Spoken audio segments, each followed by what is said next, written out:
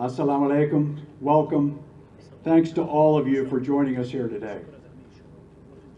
So ministers, ambassadors, generals, friends, your presence here today means so much to my wife Noreen and I. We really appreciate you joining us. As I look at the faces in front of me, memories of the past 12 years in Afghanistan come flooding back. So I will just speak from the heart. My wife Noreen and I love this country and we love the Afghan people. We care deeply about you and your future. We want you to be able to raise your children without fear and know that they will enjoy a peaceful and prosperous future.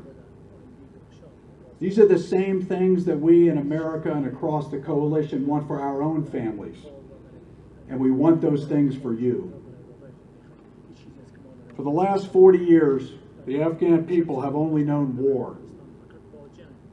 The war in Afghanistan eventually spilled over and affected the entire world. The Taliban hosted Al-Qaeda, and Al-Qaeda attacked my country. That is what brought us here. It's time for this war in Afghanistan to end. President Ghani's courageous decision to announce a ceasefire over Eid al-Fitr unleashed the strong call of the Afghan people for peace. The entire world is witness to this, and we support it. I believe that some of the Taliban want peace also, but they are being encouraged to keep fighting. To the Taliban, I say, you don't need to keep killing your fellow Afghans. You don't need to keep killing your fellow Muslims. The time for peace is now. The entire world is encouraging you to accept the offer of a ceasefire and enter into peace talks. Most importantly, the Afghan people are asking you to settle your differences peacefully. Whose voice is more important? The outsiders who are encouraging you to fight, or the voice of your own people who are encouraging you to peace? But make no mistake, until you are willing to begin talking, we will keep fighting. The brave young men and women of the Afghan security forces will always have our full support. Young men like Lieutenant Mohammed Akbar of 222, who died rescuing students at the American University in Kabul, or Mohammed Umar of the 201st Corps, who died tackling a suicide bomber in Jalalabad. Each of these heroes sacrificed their lives to save dozens of innocent lives. So to our brothers and our sisters in the Afghan security forces, I say, we are with you and we will stay with you. This was proven just 7 weeks ago when the NATO-led coalition unanimously agreed to 4 more years of support for the Afghan security forces through 2024. 2 more nations joined the coalitions, and 29 nations increased their troop presence. Over 50 nations have pledged assistance to Afghanistan, and all of these nations support the peace process. These nations are here on a conditions basis, not on a calendar.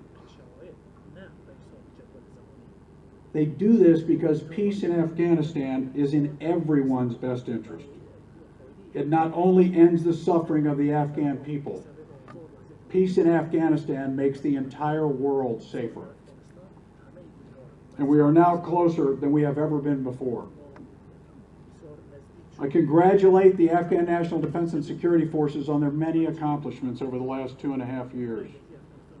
Even though you are engaged in a tough fight, you have been steadily improving and professionalizing your force. You're doubling the number of commando units, doubling the number of special police units, tripling the size of the Air Force, reforming the personnel system, retiring with dignity and respect the generation of leaders who fought against one another in the anti-Soviet jihad, All of this allows the ushering in of the next generation of leaders who will take Afghanistan forward. You're building a non-commissioned officer corps of incredibly experienced combat leaders. And now, building an Afghan National Army territorial force who will secure your villages and communities. This process of building your forces while fighting a war is an incredibly challenging task. And the soldiers, policemen, NCOs, and leaders in the Ministries of Defense and Interior deserve great credit for all that they are achieving. Over the next 8 months, there will be 2 elections in Afghanistan. The coalition is here to support all Afghans, regardless of where they are on the political spectrum. To Afghanistan's political leaders, I deeply request that you not allow politics to undermine the security or the peace process. Please do not allow politics or ethnicity to undermine the cohesion of your security forces. These brave young Afghans are doing a tough job for their country, and I know they will get your full support. They deserve nothing less. There are many people who I need to thank as I depart this command. First and foremost, I thank the Afghan people. We'll never forget that we are guests in your country. We are deeply grateful for your hospitality.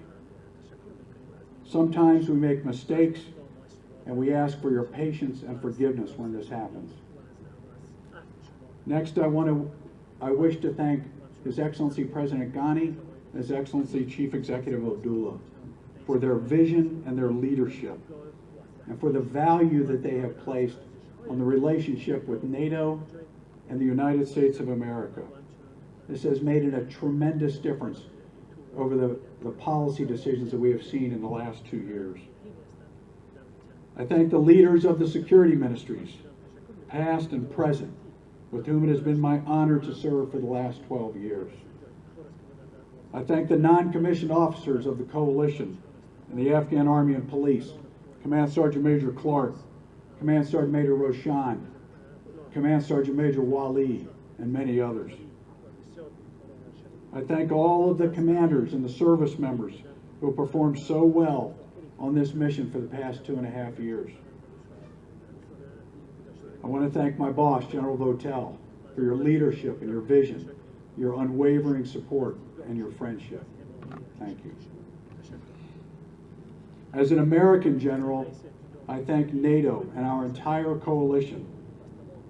They're represented here today by General Macchio and Dr. John Manza. When my country was attacked by Al-Qaeda, you stood by our side, and you are still here. We will never forget this. And I thank Secretary General Stoltenberg for his leadership and his unwavering support for our mission and our NATO service members. I thank my friend General Scott Miller for taking command of this mission. Scott and I were cadets together at West Point, lieutenants together in the 82nd Airborne Division. We've known each other for decades. He is the right commander and the best commander for this job. Scott, thank you and good luck. Finally, I want to thank all of our fallen comrades and their families from Afghanistan, from the coalition, and from the United States. The first American comrade I lost in Afghanistan was Lieutenant Colonel Joseph Fenty in 2006. And the last was Sergeant First Class Ray Transfiguracion just a few weeks ago. I thank God for each of them and all who have fallen in between those two, and I pray for their families. We must remember them, we must say their names, tell their stories, and honor them with the quality of our service. And I humbly hope that our service was worthy of their sacrifice. It's been my honor to be an American soldier and to serve my country. It's been an honor to be a NATO soldier serving this alliance. It's been an honor to be a soldier serving alongside my Afghan brothers and sisters It's been a distinct honor to serve the Afghan people. So, Tashakor, Dermanana, Zalakiara, go with God. Peace be with you.